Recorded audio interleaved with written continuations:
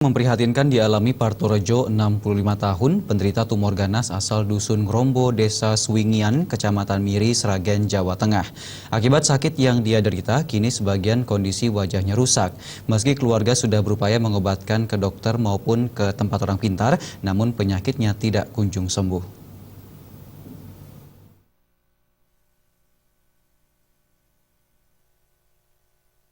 Rasa prihatin dan iba langsung menyeruak ketika awak media melangkah kaki memasuki rumah berdinding anyaman bambu milik Partorejo yang menderita tumor ganas asal Dusun Ngrombo, Desa Sugingan, Kecamatan Miri, Sragen.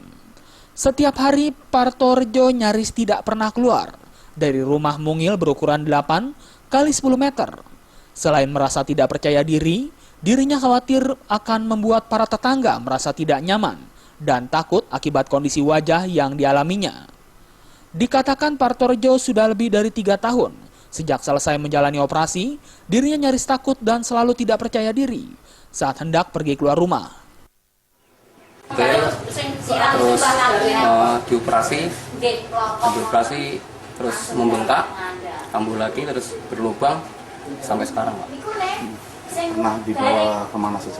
Ke rumah sakit JBS, terus ke Sohotito, ke Semarang. Untuk mengobati tumor di wajah Partorejo diperlukan biaya tidak sedikit. Sementara keluarga Partorejo tak memiliki banyak biaya. Keluarga mengharapkan perhatian dan belas kasih dari pemerintah setempat dan dermawan untuk terketuk hatinya dan membantu biaya pengobatan wajah Partorejo. Melihat langsung kondisi dari korban yang sakit, saya merasa terketuk hati saya. Saya akan berusaha semaksimal mungkin supaya Mbah Parjo ini segera mendapatkan layanan medis. Dari Sragen, Jawa Tengah, Bre Suroto melaporkan.